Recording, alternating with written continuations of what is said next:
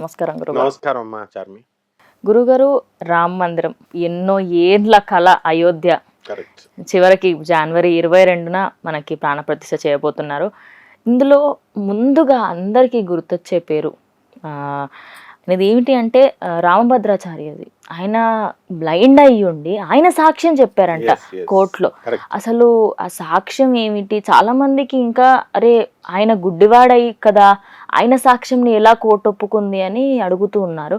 అసలు ఈ రామభద్రాచార్యులు ఎవరు సార్? అసలు మనకి ఈ అయోధ్య గుడి ప్రాసెస్, లీగల్ ప్రాసెస్ అన్ని కంప్లీట్ అవ్వడానికి ఒక మోర్ దాన్ 20 years అయింది. నిజంగా దాంట్లో డిఫరెంట్ స్టేజెస్ లో హైకోర్ట్స్ నుంచి సుప్రీం కోర్ట్ స్టేజెస్ వరకు వెళ్ళి సింగిల్ బెంచ్ జడ్జ్ బెంచ్ ఉంటుంది, తర్వాత డబుల్ బెంచ్, ఇలా అన్ని స్టేజెస్ చేసుకుంటూ వచ్చి ఈ రామభద్రాచార్య అనేటటువంటి వ్యక్తి రెఫరెన్స్ వల్ల ఇది కేసు సుగమం అయిందనమాట, రావడం జరిగింది. ఎవరి రామభద్రాచార్య అంటే ఆయన సాధువులంతా కూడా ఏకమై ఆయనకి జగద్గురువు అనే బిరుదిచ్చారు. ఇప్పుడు ఎవరికి వాళ్ళు అలా జరిగింది ఒక్క జగద్గురు ఆదిశంకరాచార్య విషయంలోనే. సర్వజ్ఞపీఠం అంటే అందరూ ఒప్పుకున్నారు, 64 మతాల వాళ్ళు ఒప్పుకొని, సాక్షాత్తు సరస్వతీదేవే ఒప్పుకొని కొన్ని క్వశ్చన్స్ వేసి తర్వాత ఇంటర్వ్యూ పాస్ నువ్వు అని చెప్పి సర్వజ్ఞపీఠం సింహాసనం పైన శృంగేరి శారదామాత ఎక్కించింది. అలా అలా అలా అలా అవ్వాలన్నమాట సెలక్షన్.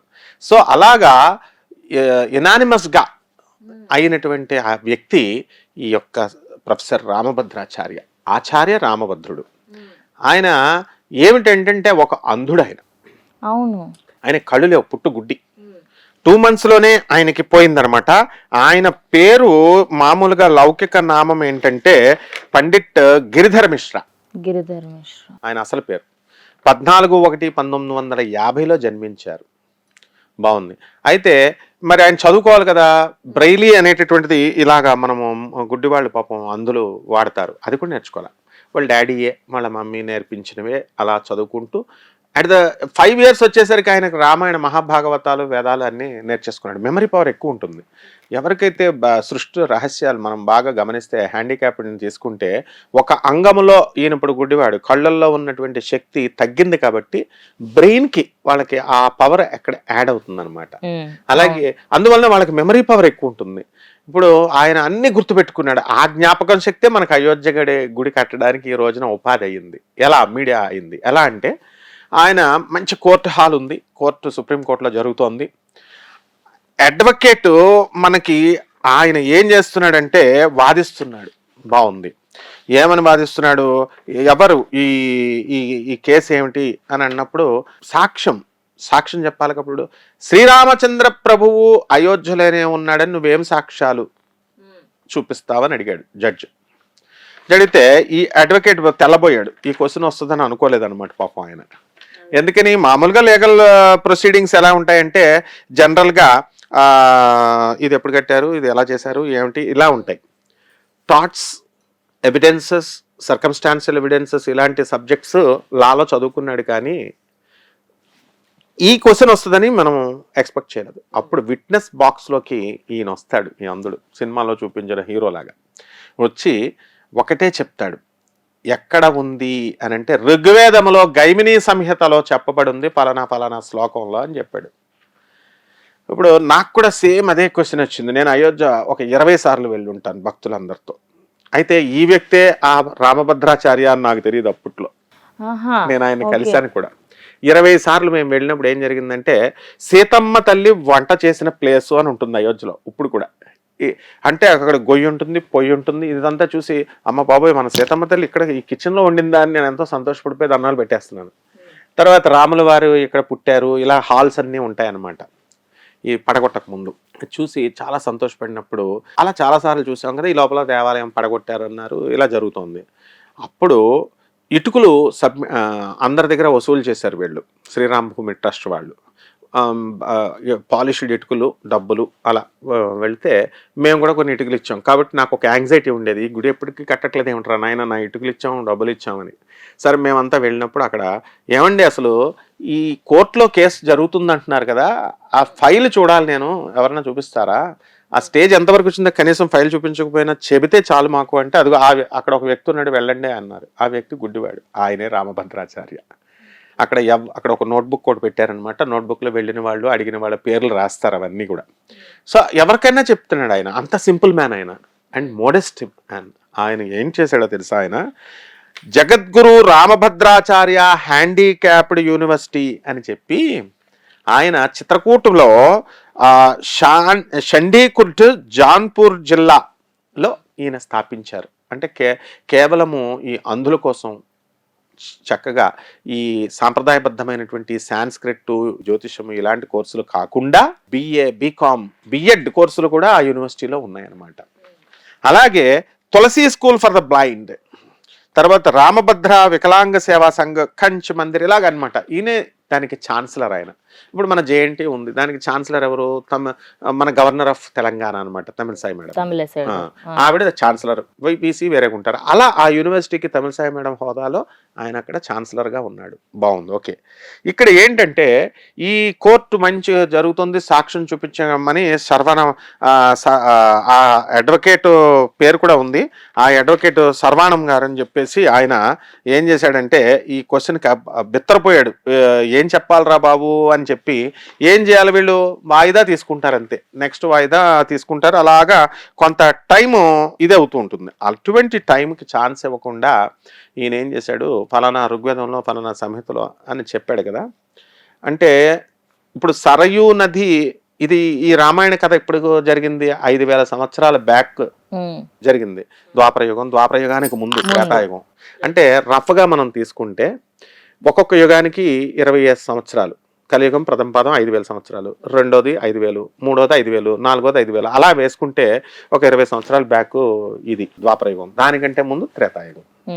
పోనీ రఫ్గా వాళ్ళ క్యాలిక్యులేషన్స్ ఏవో ఉన్నాయి. ఆర్కియలాజికల్ డిపార్ట్మెంట్ కొన్ని 1000 సంవత్సరాలు జరిగింది కాబట్టి ఆ టైంలో మరి నదీ ప్రవాహం పక్కకు తప్పుతుంది. నది ఇలాగే ఇప్పుడు గోదావరి నది ఇలా పారుతుంది అనుకో, అది అలాగే ఉండదు. యుగాలు మారినాయి, ప్రళయాలు జరిగినాయి కాబట్టి ఆ నదీ ప్రవాహం ఇలా తిరగొచ్చు. నెక్స్ట్ రెండవది, ఈ బిల్డింగ్స్ అన్ని కుప్పకూలిపోతాయి, భూమి అర్త్క్వేక్లు వచ్చి అన్ని క్రిందకు వెళ్ళిపోవడం ఇవన్నీ జరిగినాయి. సో అప్పుడు అద్భుతమైన అందులో సరయూ నది ఒడ్డున సో కిలోమీటర్ల ఎంత దూరంలో ఆ రామనామం ఉన్నంత వరకు అక్కడ ఏ భక్తుడిని అడిగినా చెప్తాడు, ఆయనే కాదనమాట. నేను అయోధ్య వెళ్ళినప్పుడు ఇదే రాముడు ప్లేస్ అని ఎలాగా మీరు చెప్తారు, ఇక్కడే రాముడు పుట్టాడు, ఇక్కడే సీతాదేవి వంట చేసిందని మీరు ఎలా చెప్తున్నారన్నాను. అప్పుడు నది ప్రవాహం మారింది నాయన. సరయూ నది ఉన్నంత కాలం, రామనామం ఉన్నంత కాలం, ఆ సూర్యచంద్రులు ఉన్నంత కాలం ఇది కంపల్సరీ అయోధ్య పట్టణము సరయూ నదీ తీరాన లాంగిట్యూడ్ లాటిట్యూడ్ ఎలాగైతే తీసుకుంటామో మనం దాని ప్రకారం ఇదే ఎగ్జాక్ట్ ప్లేస్ అని ప్రతి మామూలు ఆర్డినరీ లే మ్యాన్ కూడా చెప్తాడనమాట. That's what exactly this professor Rambhadracharya గారు కోర్టులో నివేదించారనమాట. వెంటనే ఆయన జడ్జ్ సంతోషపడి అన్ని తెప్పించి చూపించారు. అసలు గుడ్డివాడు వీడికి ఎంత మెమరీ పవర్ ఎక్కడి నుంచి రా నాయన అనుకున్నాడు. ఆయన కొన్ని లక్షల మంది, ఇందిరాగాంధీ గారు ఈయన కళ్ళకు ఆపరేషన్ ఇస్తానంది. ఒక ఎలక్ట్యూషన్ కాంపిటీషన్ జరుగుతుంది అక్కడ, ఇందిరాగాంధీ ఉండగా ఆయన ఎంత అనర్గళంగా చెప్పేసరికి ఇందిరాగాంధీ చూస్తే పాపం కళ్ళు లేవని తెలిస్తే ఫారిన్ వెళ్ళి కళ్ళు ఆపరేషన్ చేస్తానంటే ఒప్పుకోలే. రాముడు నాకు ఈ ప్రపంచాన్ని చూడొద్దు అన్నాడు, అందుకని నేను ఇలా గుడ్డిగానే ఉండిపోతాను, ఆపరేషన్ చేయించుకోను అన్నాడు. అంత సింపుల్, మోడెస్ట్, గొప్ప మనిషి అమ్మ ఈ రామభద్రాచార్యులు వారు. గురుగారు, మరి రామభద్రాచార్యులకి అంటే ఎన్ని స్పెషాలిటీస్ ఉన్నాయి, ప్రత్యేకతలు ఏమేమి ఉన్నాయి? అంటే గుడ్డివాడైనప్పటికీ సాక్ష్యం చెప్పగలిగాడు, అన్ని గుర్తుపెట్టుకున్నాడంటే ఖచ్చితంగా ఇంకేవో కళలైతే వచ్చి ఉంటాయి. ఏమేమి వచ్చు ఆయనకి? పివి నరసింహారావు గారు కేవలం 14 భాషల్లో మాత్రమే నిష్ణాతుడు. 14 భాషల్లో అనర్గళంగా చెప్పేవాడు. మన రామభద్రాచార్యులు వారు 22 భాషలు వచ్చి ఈయనకి. అండ్ అందులోనూ దైవ భాషలైనటువంటి మైథిలి, అవధి ఇలాంటి భాషలు, బిసైడ్స్ సాంస్క్రిట్, హిందీ ఇవన్నీ కూడా. అలాగే ఈయన 100 పుస్తకాలు రాశాడు, 50 పేపర్స్ డిసర్టేషన్స్ యూనివర్సిటీకి సబ్మిట్ చేశాడు, 5 గోల్డ్ మెడల్ సంపాదించాడు. తర్వాత తులసి రామచరితమానస్ అంటే అథారిటేటివ్ ఆయన్నే అడుగుతారనమాట. అంటే ఇప్పుడు పోతన భాగవతం ఉంది, తెలుగులో భాగవతం అంటే ఎవరిని అడుగుతాం మనం? పోతన్ని అడుగుతాం. అలాగే మహాభారతం అనగానే మనం ఎవరిని అడుగుతాము? నన్నయ్య, తిక్కన, ఎర్రన్న అంటే. అందులో నన్నయ్య మా ఊరాడు అనమాట, రాజమండ్రిలో ఆయన విగ్రహం పెట్టించారు. అలాగే భాగవతం అని అనగానే ఆంధ్ర మహాభాగవతం అని అనగానే పోతనామాత్యుడిని. ఓకే. అలాగే రామచరితమానస్, తులసి రామచరితమానస్ అనగానే ఎవరిని అడగరట, ఆచార్య రామభద్రాచార్యుడే authoritative, he's the greatest authority అని చెప్పి ఇండియన్ గవర్నమెంట్ గుర్తించింది. అలాగే ఆయన సాంస్క్రిట్లో గ్రామర్, వ్యాకరణ శాస్త్రం చదివాడు, న్యాయమీమాంస, వేదాంతం చదివాడు, అండ్ క్రిటికల్ ఎడిషన్ ఆఫ్ రామచరిత మానస్కి ఎడిటర్గా పనిచేశాడు. ఆయన కథా ఆర్టిస్ట్ రామాయణ మహాభాగవతాలకి. ప్లస్ ఈయన ఉన్న స్పెషాలిటీ అడిగావు కదా, ఈజ్ ఎ స్పిరిచువల్ లీడర్, ఆధ్యాత్మిక విప్లవకారుడు, రామానుజాచార్యుడిలాగా, శంకరాచార్యుడిలాగా ఆధ్యాత్మికంగా ప్రభంజనాలు సృష్టించాడు. రిఫర్మేషన్, సొసైటీ పునర్నిర్మాణము, రెనోవేషన్ చేశాడు ఆయన.